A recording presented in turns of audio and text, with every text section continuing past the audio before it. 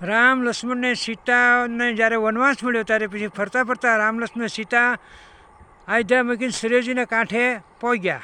શ્રેયજીને નંદી આગળ વિશ્રામ કર્યો, રાત પડી ગઈ હતી એટલે. તારે નિષાદરાજે ત્યાં મળવા આવ્યા ભગવાનના મિત્ર હતા એ, અને લક્ષ્મણજી ત્યાં બેઠા ને પેરો ભરતા હતા. સીતાને રામ હોઈ ગયા હતા. તારે નિષાદરાજ આવીને એને એમ કીધું કે વિધિના લેખ કેવા છે અને તમારી માતાએ કેવું કર્યું? તો કે શું થયું અમારી માતાને?